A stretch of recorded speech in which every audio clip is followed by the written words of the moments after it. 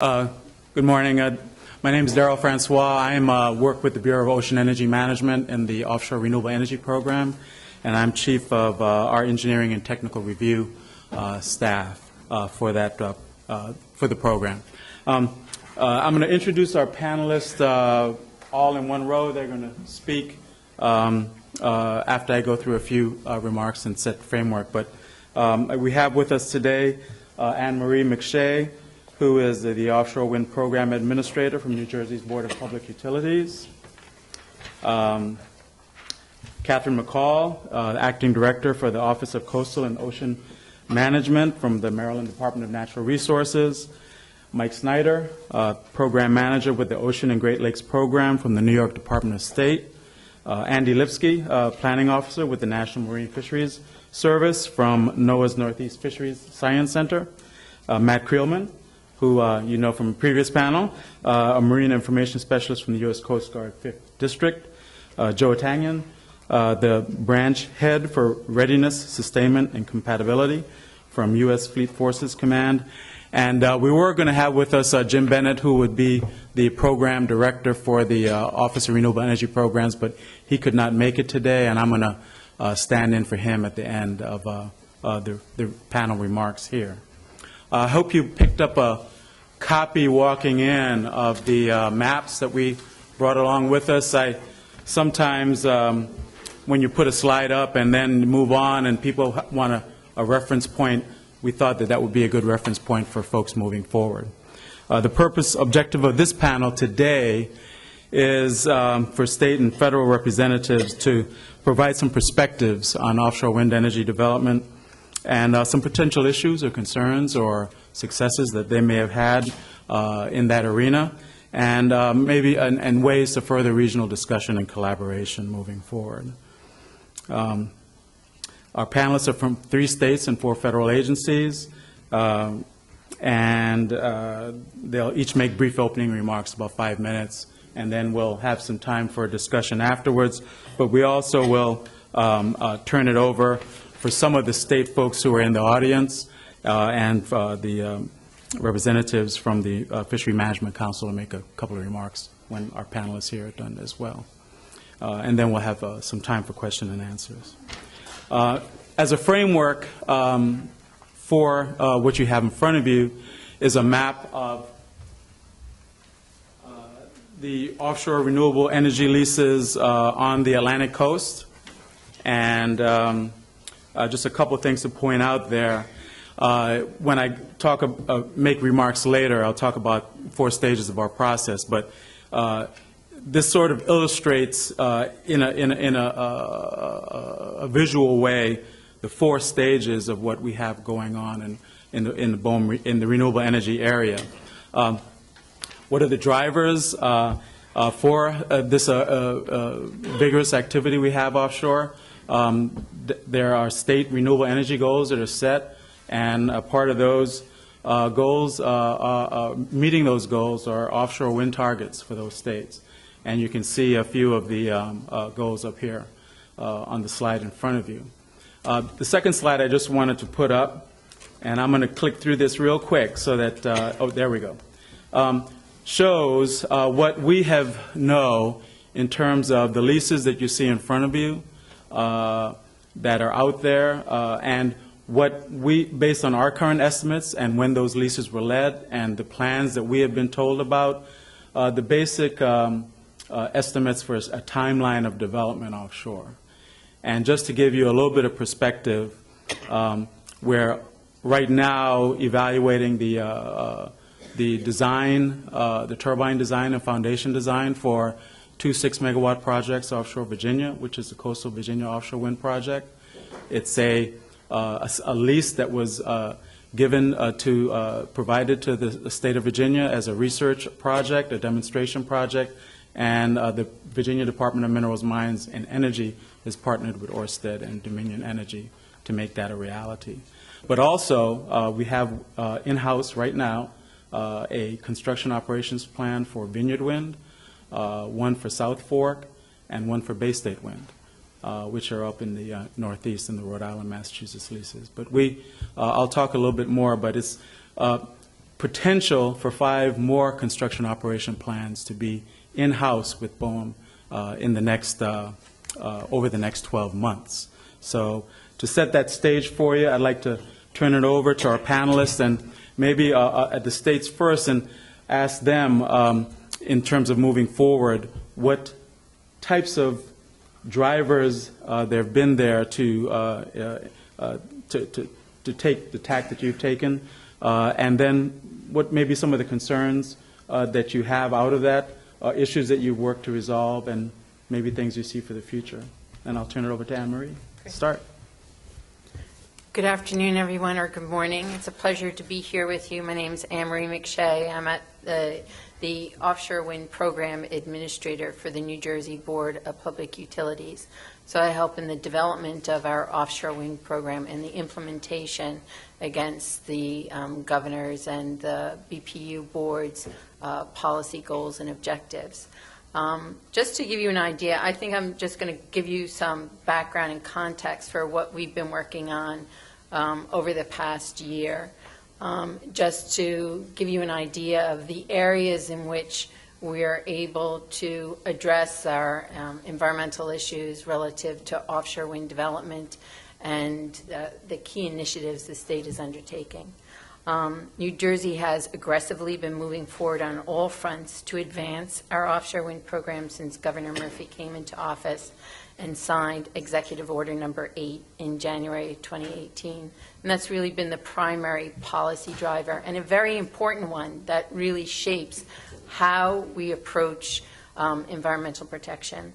Essentially, EO8 set a goal of reaching 3,500 megawatts by 2030 and an initial solicitation of 1,100 megawatts. EO8 also clearly calls for the assurance of environmental protection as we move forward towards those goals. To begin with, just the solicitation of 1,100 megawatts. In December of 2018, the board adopted offshore wind renewable energy certificate funding mechanism rules. Those were a key threshold we had to, or milestone, in terms of being able to move forward with a solicitation. And those are really the rules that establish how offshore wind developers will receive payment for projects as a financial incentive to build projects. And those rules and the larger set of application rules is really the vehicle by which we are able to influence those, how those projects are built. We also opened our first solicitation of 1,100 megawatts in September. That closed in December. That is the largest solicitation to date by any single state. The scale of that is very important. It's significant as it also required us to review those application requirements for offshore wind developers, in addition to meeting all federal lease requirements. There's also a set of requirements specific to the state and to the environmental impacts both near shore and offshore. Under OEDA, which was established in 2010, that's the state law governing offshore wind development, the developers are required to measure environmental impacts against our ecological baseline assessment and to provide mitigation measures, among other things. This is in addition to complying with all state permitting requirements for the portion of the project within 3 miles and that comes ashore. We also went one step further in that application process in terms of requiring developers to submit an environmental protection plan, and I believe that's probably one of the first to do so. And that is inclusive of both permitting plans, emissions impact, and the broader environmental impacts and mitigation measures. So this asks them to look at the environmental footprint of the project more holistically and comprehensively, and to submit a plan to ensure the environmental protection overlay for the project. And BPU is now, with the assistance of DEP, reviewing those bid responses and those environmental protection plans. And I really think that is going to be very informative in terms of the standards that, how effective the standards are that we've set, and in terms of moving forward. I would also note that Governor Murphy, in around September timeframe, announced a broader solicitation schedule to meet that 3,500 megawatt goal. He called for, in addition to the 1,100 megawatt solicitation, 2 additional solicitations of 1,200 megawatts in 2020 and 2022. And that's really important in terms of it sets for the first time for the state both scale and timeline by which this development will occur. And that is really important in terms of informing our environmental protection strategies and mitigation measures. And that brings me to the second key initiative, is our offshore wind strategic plan, which was called for under Executive Order number 8. And that plan is really designed to inform how we move from this initial 1,100 megawatts to the larger goal of 3,500 megawatts. And as part of that strategic planning process, we're engaged in modeling, if you will, in 3 different areas, one being supply chain, another being grid integration, and the third area being environmental modeling. And that has been just, we've been working on it in conjunction with DEP and the other state agencies. But just looking at that area of analysis, the area of analysis that encompasses the leases from which we would procure power, that area of analysis is over 10,000 square miles or over 100,000 acres. It's almost larger than the state of New Jersey. And when you start to look at that scope and that area and all the variability within that, as well as the influence of other states in the region, it really requires a different approach for environmental protection. So I think that's been really important for us as a state in terms of engaging in that strategic planning process to help inform how we move forward. And then the third area of activity that's been really important is stakeholder engagement. As part of the strategic plan, we've held a series of stakeholder meetings, 3 in 2018, and we're now moving forward with 6 roundtable discussions. And the first 2 were for environmental stakeholders on environmental protection, and the second one on fisheries. And that's been really important to help inform us, the issues that we should be looking at, the data that we're using, the how those stakeholders then inform the modeling that's being done and the analysis as we chart as we develop a plan to move forward. And the plan is not really, it doesn't necessarily answer all the questions, but it provides and will provide the state more of a decision-making framework for how we move forward. So I think those 3 areas, again, the solicitation and that solicitation schedule that establishes scale and timeline, the strategic plan that charts how we will get there and includes a specific environmental protection analysis, and then third, the stakeholder engagement. I would say those are the 3 key issues or 3 key initiatives that we're moving forward with. So. Yeah. Good morning. So Darryl mentioned I work for the state of Maryland in our Department of Natural Resources, and one of our missions really is to be a science-driven agency. I work in the coastal program, and like many of you, really that falls into a place of connecting resources, connecting people, connecting different organizations, and trying to make collaboration opportunities happen so that we can bring that science and data that we just saw a little bit about earlier about the data portal to bear in different decision making. So I'm coming at this conversation from a point of trying to be informative from that science and research opportunity into our offshore renewable wind energy space.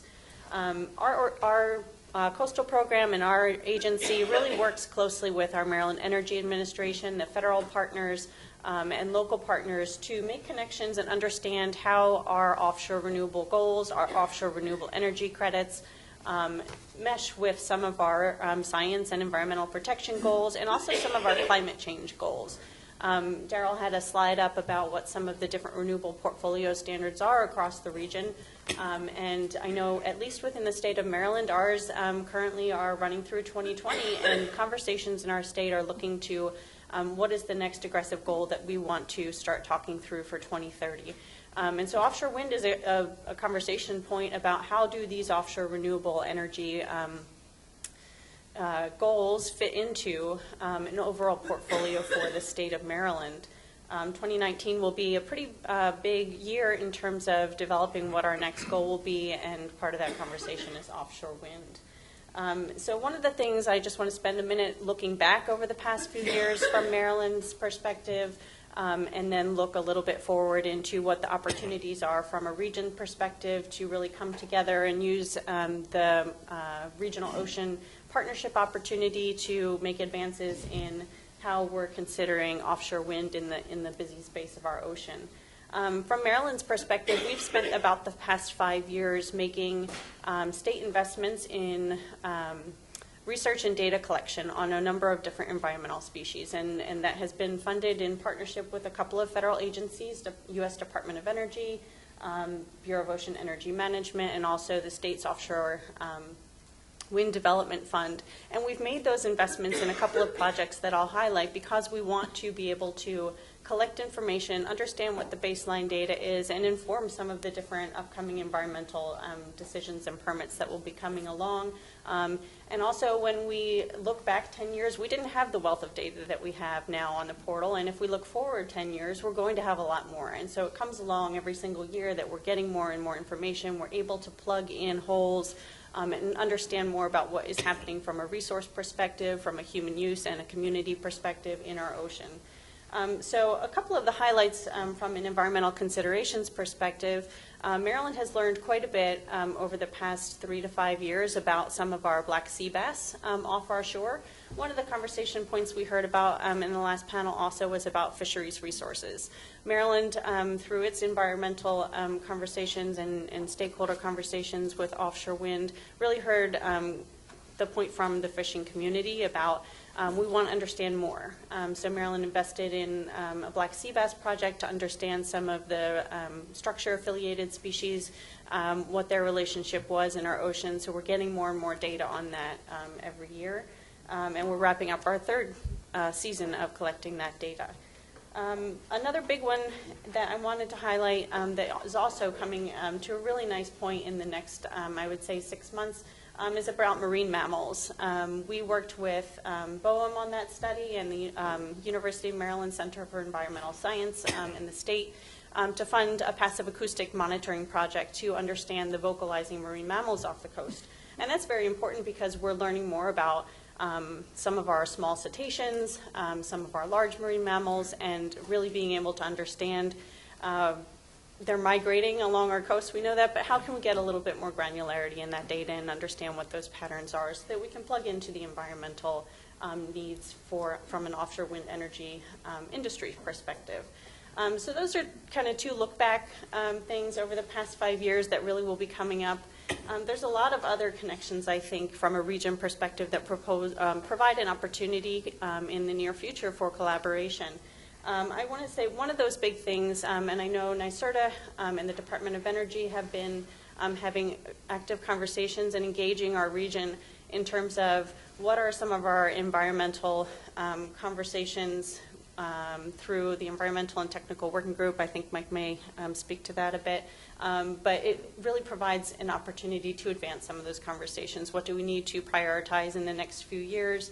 And from Maryland's perspective, it's been nice that that process has allowed other state and regional participation in it. I think what I'll do is I'll stop there, but I just wanted to kind of take a look back at how that research and data has evolved from our agency's perspective in informing especially the environmental considerations of offshore wind. Great, thank you. Can everybody hear me okay? All right. I have 10 pages of notes. I'm not going to go, Keisha just, I think, had a heart attack. I did want to maybe, because I suddenly find myself as kind of one of the people who's been doing this, maybe not the longest, but most consistently over the last 10 years. And I just wanted to highlight, maybe from a state perspective, what I see as one of the key challenges, and then kind of go through how New York State is trying to address it. And that is, we are really trying to grow a new industry here in the U.S. While also accommodating existing industries. We're trying to create new data and information while that data and information is changing due to climate change and a lot of other stressors. And so I think the challenge for us is that just when we have an answer, there's 10 more questions. And when we first started an offshore planning initiative in New York, being New York, we looked at what every other state was doing and said we're going to draw a space that's 10 times bigger. Only to find now that that space wasn't quite big enough, that in fact the New York interests, the interests of each state are bigger and more regional and more connected than I think any of us really appreciated when we started this work.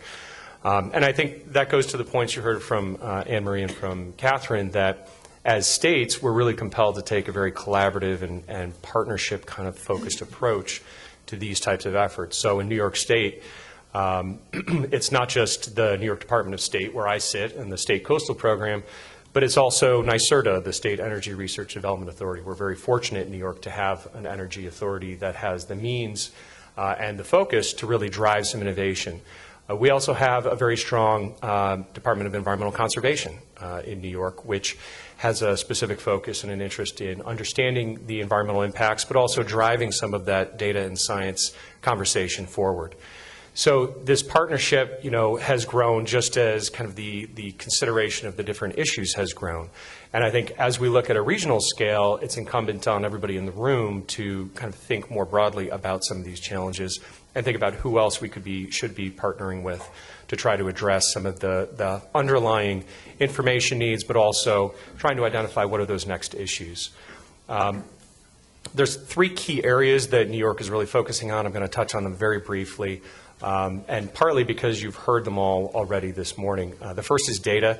The state's very interested in collecting new data and information. We have a number of studies being funded through a variety of means within the state. Those are being done in partnership with federal agencies and with others, with NGOs, with the academic community.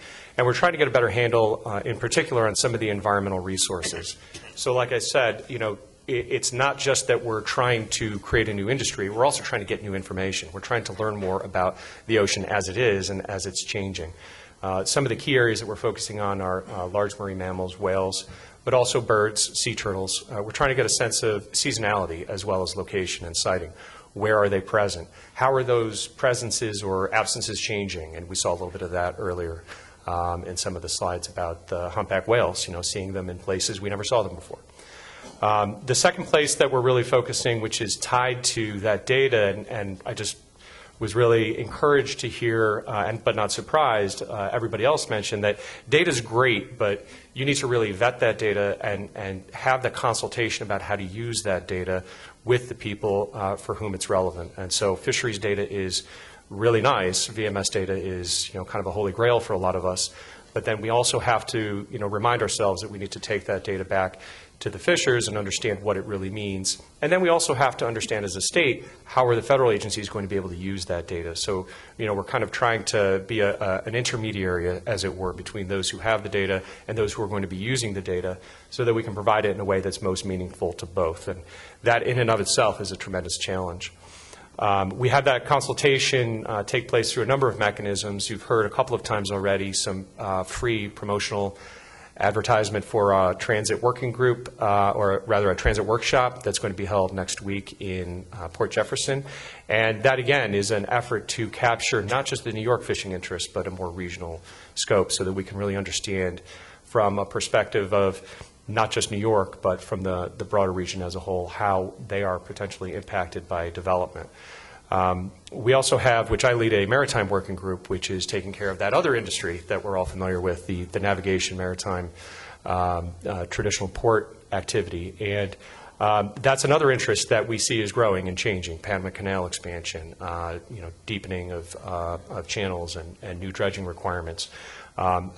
Just when we think we've got all the AIS traffic figured out, all of a sudden the vessel patterns are changing. So again, this is a dynamic environment. We are kind of compelled by our very ambitious goals to keep moving forward, but we also have to do so, again, mindful of the really important stakeholder interactions. And then finally, innovation. And I think this is where things get really exciting, and I think where we really leverage kind of the more collective, not just government and not just state, but the kind of bigger whole of the region, academia and NGOs and others. And to that end, we are fortunate in New York, as Catherine mentioned, that NYSERDA has received a grant from the Federal Department of Energy to undertake a new research and development roadmap. And as part of that roadmap, they're looking at innovations in wind turbine design. They're looking at new ways of characterizing the wind resource as well as the potential impacts, and looking at ways that we can improve the supply chain and operations and maintenance of wind projects so that we're serving kind of that ongoing need for adaptive management, as well as taking into consideration the variety of stakeholders and potential impacts. So I'm going to stop there, and I'll turn it over for our next speaker. Thank you very much. Unlike my colleague, I don't have 10 pages of notes. In the last 5 minutes, I developed 2 talking points that I will start my conversation with. Andy Lipsky with Northeast Fisheries Science Center. I'm sort of representing NOAA Fisheries writ large. And just want to call out, we've got some great folks from NOAA Fisheries here from our regional office, Ursula Hausen, who is now our lead for all things regulatory in the Mid-Atlantic for offshore wind permitting, so go see her. We have Beth Phelan, our lab director at Sandy Hook, Vince Guida, and Donna Johnson, where there's some really cool science that's getting done related to sound impacts on the behavioral effects of sound on black sea bass. So there's actual work to understand some of that mechanistic understanding that we're looking for in terms of what are the effects on fisheries. So my 2 points that I wrote down is it's not offshore wind or sustainable fisheries, right? It's sustainable fisheries and offshore wind. So how do we get to that and? That's everything that we're working and focusing on at NOAA Fisheries right now is putting that and in that sentence. The other takeaway that, if I get off topic, that I want folks to come away with is, and I challenge this, the regional planning efforts and the work that we do to solve some of the challenges that are before us, that we maybe remove the word stakeholder from our lexicon. Whether it's the wind industry or our commercial fisheries, these are equal partners. They have a lot to gain and a lot to lose if we do this right or wrong. And the solutions to many of the challenges, and NOAA Fisheries is not, has had our share of challenges in terms of building trusted science to base our stock assessments, or trusted science to better understand our protected species and resources, population trends. Demands that we work with our partners. We can't, there's no way we will ever have the assets, the scientific assets to understand what's happening in this super dynamic ecosystem unless we build partnerships with the fishing industry and our other important partners in our academic institutions as well, so we can leverage that expertise and knowledge to build the type of science and understanding that's required. Because that's really what this is all about, and a lot of the fear that we're seeing in terms of impacts is the uncertainty and the risk. And that's shared by I think the wind industry as well as the commercial and recreational fishing industries, is what's going to happen.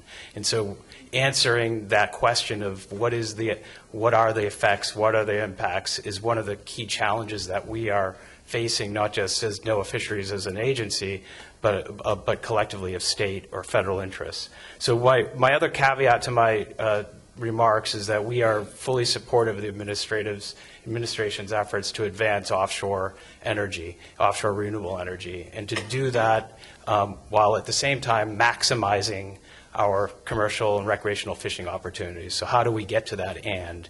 And some of the ideas that we were talked about today is investing in the type of science to understand what the effects are and what the impacts are. But one of our major challenges is that we currently lack any coherent, integrated, regional collaborative structure to do so. We have states that are coming on board that are advancing their renewable energy interests and providing that social license to do so. And we're doing this in a shared space that's bigger than any one state. And so it's reconciling those state objectives with the reality of how fisheries and that environment is moving around, because it is a liquid environment, and our fisheries are moving around in that liquid environment is a challenge. So building that type of science, research, and monitoring framework that can coherently bring together the collaborators and partners from the state level to the fishers to the academics is really key. Right now, we lack that structure, and building that structure is a priority of NOAA Fisheries. We know it's a priority of many of the commercial fishing interests that we work with, as well as BOEM. So there's a number of us working with states to build this. But until we do so, we are going to be living in this sort of land of uncertainty. It's very difficult for NOAA Fisheries, for instance, to engage. We have 164 million square mile area from Cape Hatteras to the Scotian Shelf that's within our survey domain, where we have multiple federal surveys underway that builds the monitoring data that are key to assessing well over 64 fisheries stocks. And understanding where those investments in research and monitoring are taking place in that science enterprise is really, really important. And linking state efforts to filling those gaps in that knowledge in a coherent fashion is really key. We can't go, we have limited staff, and it's very difficult for us to go to New Jersey to a fisheries research meeting, to New York for a fisheries research and monitoring meeting, for Rhode Island, for Massachusetts, for an environment that is really a shared space by all of us. So that is a challenge. There are solutions to that, and there are many of us that are working really hard and diligently to build that type of science and research and monitoring collaborative. The other challenge that NOAA Fisheries has that relates to this is, it relates to many of the priorities of this regional planning effort, particularly like shifting stocks, is we have our federal bottom trawl survey, our integrated benthic habitat survey, our ecosystem monitoring survey, our clam dredge surveys. These are all federal surveys that underpin our stock assessments. If we look at these areas that are being planned for build out, those federal surveys are going to have to change. We will not have safe access into those areas, or our survey methodologies will have to be basically revamped in order to sample in there. So we have a science enterprise that is also impacted by this new emerging use. So it's not all doom and gloom. We know we need to improve our science anyways. So there are great opportunities now to think about what are alternative methodologies to access these areas. It's not going to happen overnight, although we have the pace and scale of development is quite quick, but we need to start thinking about that now. And so as areas become inaccessible to our science assets, our traditional science assets that have decades of time series, we need to bring new technologies and research into those areas. And bringing those online so that they can contribute to our assessments is going to be important. Thanks. Matt? Good morning again. I don't have a whole lot more to add. You guys have covered pretty much everything. The Coast Guard is a cooperating agency with BOEM for the offshore renewable energy. So we work with them hand in hand very, very closely, and very closely with the developers as we're going in, looking at it from a safety standpoint. I always like to say, go back to a baseball movie, if you build it, they will come. You put a wind turbine in the water, and people and other things are going to show up. And what we try to do as part of the construction and operation plan is a navigation safety risk analysis. And so we are heavily involved in looking at that risk analysis to make sure that the folks going out there are safe. If something happens, our boat crews can get to them, our helicopters can get to them. So we work very closely with all the developers going into this. to make sure that everyone out on that waterway is safe as much as possible. We're looking at transit corridors to make sure that folks can get in and out of the harbors, both up here in New England and off the Mid-Atlantic, so we can get in and out of ports easily, again, in a more safe environment. Looking at the PARs, the port access route studies that we've done in the past, and what we're getting ready to do again is all about looking at the safety of the folks getting in and out of the ports as we go. So we're kind of involved from the get-go as the developers start getting ready to put steel in water. We're ensuring that each and every one of those turbines is marked so that it is not a hazard out there, that the mariners can see it in good visibility and bad visibility, and so we're working very, very hard with that. That's all I have. I don't want to be remembered as the guy who stood between you guys and lunch, so I'll try to be brief in my comments here. I'm Joe Atangan. Yes, I was quoted earlier as the guy who said that we're trying to fly the plane as we're building it and giddy up, so yes, that was me. The DOD has been partnering with BOEM in the energy siting effort for a while.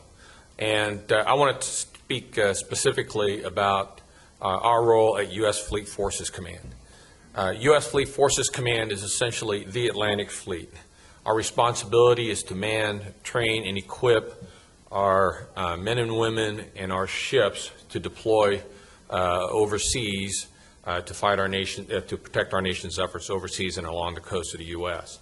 And as a result of that, part of our effort in this ocean planning effort is to make sure that we have continued access to our traditional training and testing areas. When I talk about training and testing areas, our interests go all the way from the Gulf of Mexico all the way up into the coast of Maine, although admittedly a majority of it is off the coast of the Mid-Atlantic region.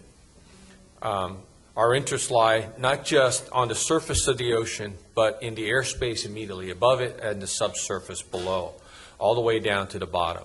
So as part of this process, when we go through and say, hey, we want you to take a look at these lease areas, our initial focus is what do we do there, what have we done there in the past, and what do we anticipate doing there in the future, and to make sure that we can deconflict these areas and that the use of those areas is compatible.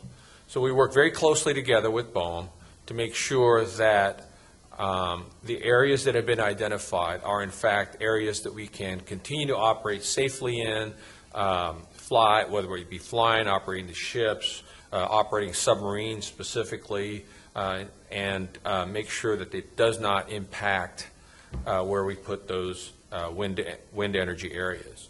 Our involvement doesn't stop there, though. That's just in the initial siting phase. Our involvement continues into the survey phase because, as you know, before you can start putting hardware down at the bottom there, you have to take a look at what's immediately in the area. So there's surveys that are required, and those surveys include the immediate area, but also the cable that's going to bring that power into the shore. So our office gets involved in that as well, in planning and making sure that those survey ships that are engaged in those surveys aren't there when we're doing operations. Our weapon systems are getting longer range. The speed of our aircraft and our ships are getting faster, and as a result of that, it requires larger and larger areas to maneuver and operate in. So the challenge here is how to make sure that we can do that safely and while all these mutual interests are in the same water space. After that initial survey phase, then we get into the construction phase. We also have to do the deconflicting to make sure that those construction vessels, those cable layers, are in fact operating safely and does not conflict with the activities that we have there. Also, as you know, well, maybe you don't know, lots of mines and other objects have been placed along the coast of the United States, going back all the way to the Revolutionary War, War of 1812, Civil War, and most recently, of course, in World War II, right? So there's a lot of stuff that's been buried underneath. And so we work out protocols, and we actually work directly with industry in establishing protocol for what do you do when you find one of these things. And our role is to basically, if there's an imminent danger, then we bring our resources to make sure that these things can be neutralized safely and disposed of safely. So with that, I just want to have one other thing. We recognize that there will be continuing demand and that the areas that have been identified are probably going to change. So we're going to be part of that evaluation process. And as we get into more, part of it is we're just going to have to get, I guess, better granularity into what the specific activities are that are involved and what the specific, restrictions are with that those wind turbines are going to have to, they're going to be involved with those wind turbines to make sure that we can deconflict those with our activities. Thanks, Jim. I'm going to grab Jim Bennett's time since he's not here, and just make a few points on his behalf and also on mine as well. In terms of BOEM, our program, there are two key elements, which are collaboration and data and information sharing that inform our decision making. And okay, sorry. So just to point out that map in front of you again, this sort of illustrates the 4 phases of our process. If you look up in the New York Bight area or down in the Carolinas, we are in a planning phase. Those areas that you see as New York Bight call areas are going to be narrowed down into wind energy areas that will be offered for lease sometime later in the future. So there's that planning and analysis that's going on. We move on to leasing, and we just had a lease sale in offshore Massachusetts in December. That was notable for the size of the revenue that it brought, the size of the bids that it brought in for those leases. And as I mentioned earlier, once you have a lease, you move on to site assessment and characterization so that you can put forward a construction operations project, a project that for development for our review.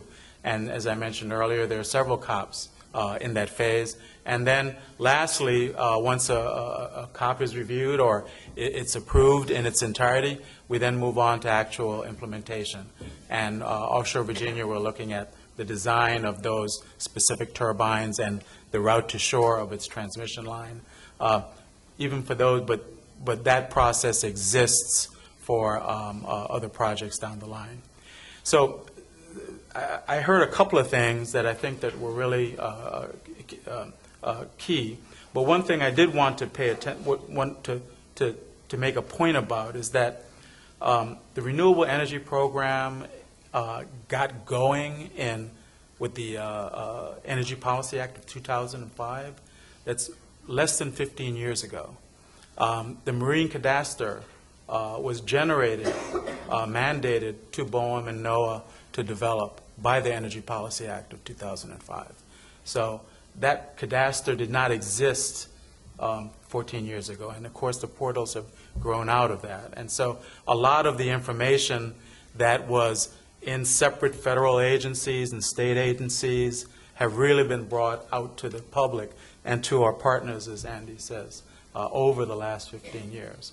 And then if you look forward in terms of this April, next month, the regulations that governed this process and this renewable energy leasing only went into effect in 2009. So over the last decade, you can look back 10 years and there were no renewable energy leases, there were no projects proposed. There's been a whole lot of learning and a whole lot of data shared and a whole lot of data gathered in that period of time. And I think I don't know if it, for some people, it may not look like a lot, but for us, it looks like a lot to absorb. And if you look at this chart here, this is really the next decade of development. And so the stage is set to keep moving forward. And so what we've done since 2005 in assembling massive amounts of data to share, to use for decision making, is a process that really is not just something that we can just sit on and say, it's great that it exists now, but it's something that really needs to continue to grow for the future. I'm going to stop there and give a few minutes back and ask our folks in the states of Virginia and Delaware who are here, Laura, if you'd like to add in anything additional for the panel, for the information. And I know we're at 12 o'clock, so we have 15 minutes? Oh, good. We're back on. So just real quick, in Virginia, one of the things that we were able to do, thank you very much to BOEM and our State Department of Mines, Minerals, and Energy, is to give us this exam program a grant to work on collaborative fisheries planning for our offshore wind energy area. And I think that's been a great tool for us, a great way to help. And if you have questions about it, Todd Lipsky, are you still here, Todd? There's Todd in the back of the room. Is this on? No.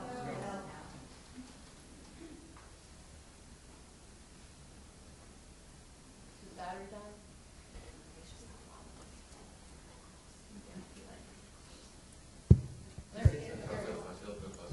Ooh, real close. Okay, that's better. So we had this grant that helped us with collaborative fisheries planning and really helped us, give us the capacity to really work with the fishermen. So Todd, in the back of the room there, actually walked the docks and spoke with fishermen and vetted our community at sea maps. And I think if BOEM has the capacity to help other states with that, that's great. And then I know you want to go on to other states too, but I want people to be thinking of a question that I have, some answers, I hope. As we're forming MACO and figuring out what MACO's work plan will be in the future, I'm curious what the panel and the audience thinks are some really important things that MACO should work on with respect to offshore wind and how we can make this go as smoothly as possible. So who else did you want to? No? Oh, okay. Mid-Atlantic Fisheries Management Council? Oh, is Jessica here? Do you want to say anything, Jessica? Well, I'm going to talk a little bit later. Okay. Well, I'd like to, before turning it over for questions, one of the things that I did also want to make mention of is that, and in hearing the states talk and my federal partners here, when we're looking at these construction operations plans, we convene a meeting every 2 weeks where we have 17 federal agencies on the phone talking about the permit process, the review process, what needs to be done next. And in listening to some of my state partners up here talk, there seemed to be like a sort of a reference to interagencies at the state level having to communicate and then reaching out to the feds. And it seems to me it'd be an interesting exercise to sort of list out how many state agencies are involved as well in these processes, as well as their interactions with the feds. And do you see any challenges to sharing information from that sort of process of interagency and regional effort? And also, Tony, are you going to questions for the audience, or yeah? But if you maybe could just touch real quick, is that an issue that you think or not? Certainly, upon signing of Executive Order Number 8, which again established this very large goal over a period of time out to 2030, it's a huge undertaking. The first thing we did was establish an interagency task force, and I would say that has been instrumental in terms of proactively engaging those resources, having everyone at the table as we move forward, and being able to fall back upon Department of Environmental Protection, who's here today, or EDA in terms of supply chain development. And most of the issues that we are addressing are cross those agency boundaries. So we really do need to act collaboratively within the state, and then that enables us to engage a much wider set of stakeholders. For example, DEP is here today and has been the primary point of contact for Marco and Mako, and so they have brought all of those resources into BPU's process, into our ability to construct a responsible solicitation process and leasing process. So it's been huge.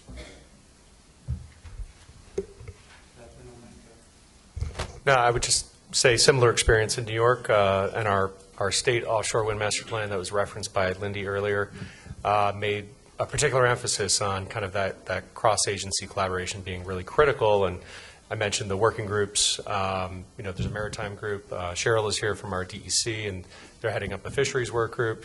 We also have a ports and supply chain work group with strong participation from our state economic development agency. So completely agree, and I think the BOEM task forces have been a good start, in getting some of the state agencies together to that end. I think we've got a question. Hi, Bonnie Brady, Long Island Commercial Fishing Association. One of the biggest issues that unfortunately has not been addressed, and from New York, with the Massachusetts-Rhode Island BOEM task force, each state, Rhode Island and Massachusetts, had federal consistency review over it, so their state's fishermen were able to have a say regarding how it was built, if there was going to be any mitigation and or monitoring and compensation, and they had to allow that to go through in order for it to allow for states' consistency. New York has zero, none. And many of these other states, the fishermen travel literally all the way down from to Virginia, sometimes all the way up past New Bedford and past Cape Cod. Those different states' fishermen are not being represented. Additionally, and this is a federal issue, there is no specific contingency fund for the Outer Continental Shelf Lands Act as it relates to offshore wind. Why? Because wind didn't even exist when they built it. So we've been running around as fishermen like lunatics trying to have different states, or even more humorously, different builders of offshore wind to actually take into account where we fish and how, especially since AIS data does not apply to about 75% of us, and the VMS data is only from certain fisheries, that if you don't belong to that fishery and you don't have a boat tracks, you haven't been noted. And it's something that needs to be fixed at a multi-state level before the coastal communities that are the year-round contributors to the economics of many of your towns are destroyed.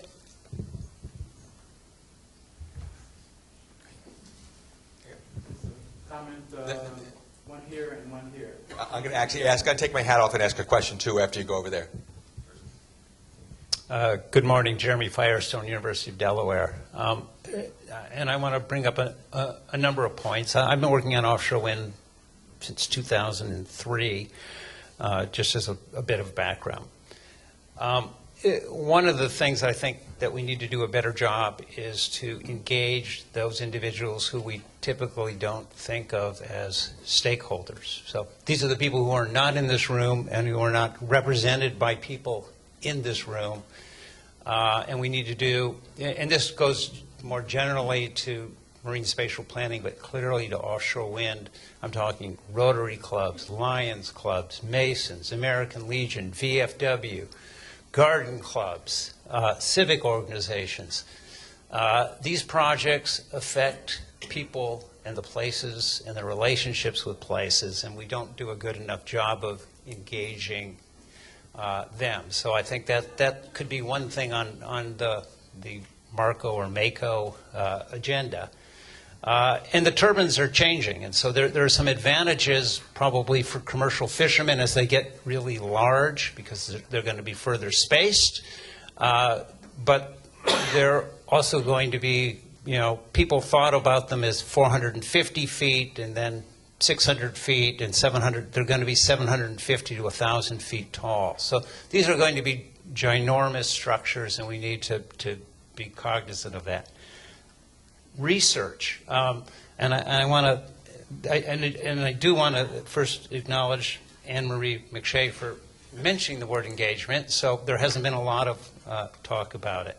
On research, there's what we often forget about is social science research. Again, trying to understand how people react to these changes in the ocean as far as offshore wind goes, I would also really recommend that we put some attention and money into BACI designs, where for these early projects we do before, after, and have controls, so we really understand how it's changing the environment and how it's changing things for wildlife. I think the point on, about these being very regional effects are important, but the states so far have very much wanted to internalize the benefits and externalize the social costs. So it's going to take a lot of coastal development if we're going to build out 18 gigawatts. But that means we need to think much more logically about where we want deployment ports, not just in my state, but where are the best ports so that we can have the least impact to the environment and at the same time deliver clean, renewable, climate mitigation energy at the cheapest prices to consumers. And these are the kind of things that we need to think about. One further point is I would suggest that the Marco states work with their congressional representatives to change the royalty provisions that are in the that relate to offshore energy. All that money right now is going to the federal government. The royalties and the upfront bonus, if we could get more of those going to the states, then we could deal with having some money to deal with some of the changes to the social and cultural environments that are ongoing. Thank you. So, thanks, Tony McDonald.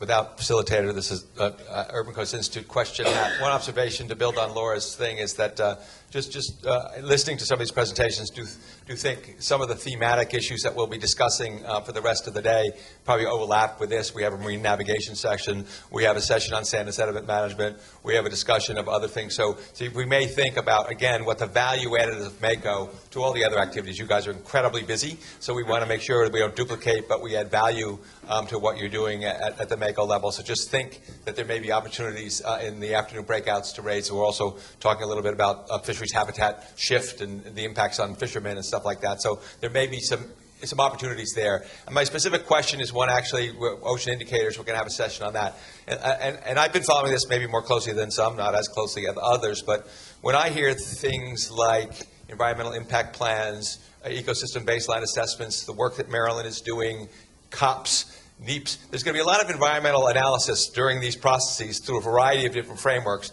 But I'm not really clear that we're going to be able to capture over time, really, how do you capture that information in a way that is really building a greater understanding of our ecosystems and of the environmental impacts over time? So not only the specific information that you might need for a NEPA review, or the specific information that might be required in a COP, which might not be exactly the same as a NEPA review, or the environmental information that maybe is required in your environmental impact plans in the state. So I'd be interested in your thoughts about, again, or at least maybe a suggestion about how do we think about capturing that information in a systematic way. Some of it might be portal data, geographic specific information, but really making sure that that is something that's not lost and that we're gathering it in some fun way to maybe even change some of the way fishery management might think about data in the future. You're constrained quite a bit by your current regulations about how you organize your data. But that's if I have a question, does anybody have any thoughts about whether there's an opportunity here to really create more value across what's going on in some of these environmental and ecosystem assessments?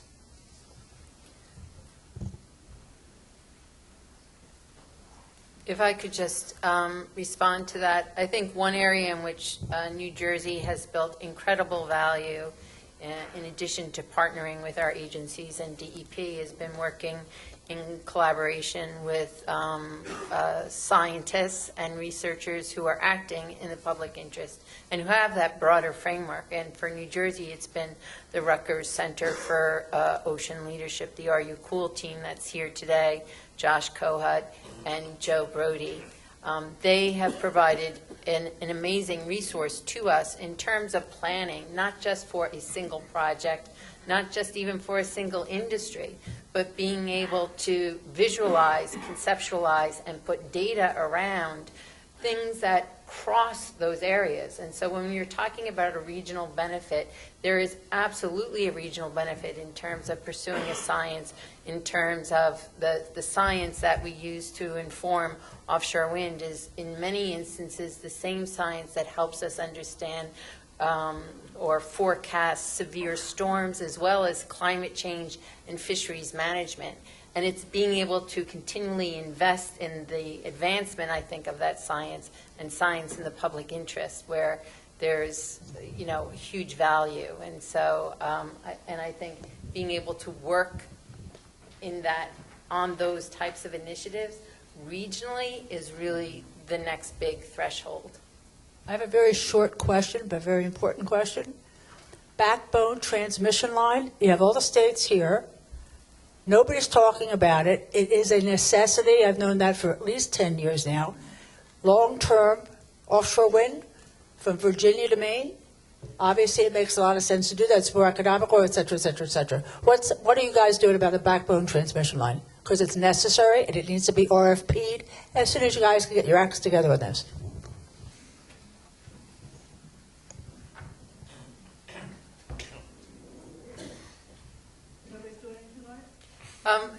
I think we're all looking at it. I think really what has been critical to really investing in that backbone transmission is this what you see up here on the map. Those commitments is really what's going to drive an initiative like that. You can't really discuss backbone transmission when you're looking at a 300 megawatt project or even 1,000 megawatts. But when regionally you're looking at 17 gigawatts, that's a completely different story and issue. So I think you expect to hear more and see more on transmission. We'll be holding a stakeholder. You don't want each one of them to go in individually. Right, right.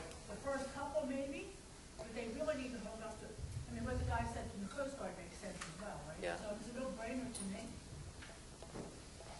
I would just add the other piece in the planning side is then we're talking grid operators too, and I agree those conversations have gone on for a long time, and I think there's levels of complexity. As a region, we're multiple grid operators, New York being its own, and I think those are conversations that start to take place when you get to that scale level, and so I would expect that to start happening at some point. I think we have time for just one more. Is that right, Tony? Or before we break? One more, then we can quick. Someone's got. Oh, I was looking to see who.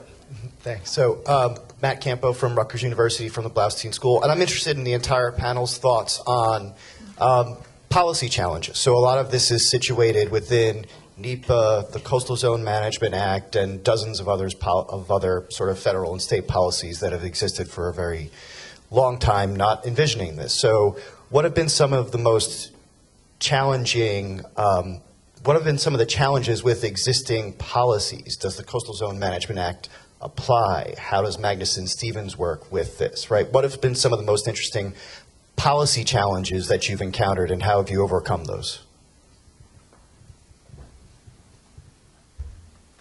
Silence.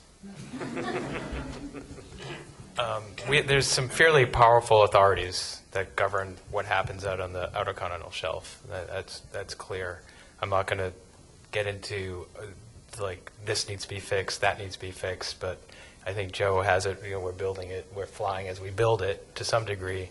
But one thing that's a major challenge for many of us is the pace of being able to effectively execute our authorities with the pace of the goals and objectives and how we address the impacts and the effects from them. So that NOAA Fisheries is not set up to really we're a our our staffing does not match the demand of our time to effectively engage in offshore wind. That is our most significant challenge. I can say I'm not putting that in writing right now, but I would say that is our our challenge.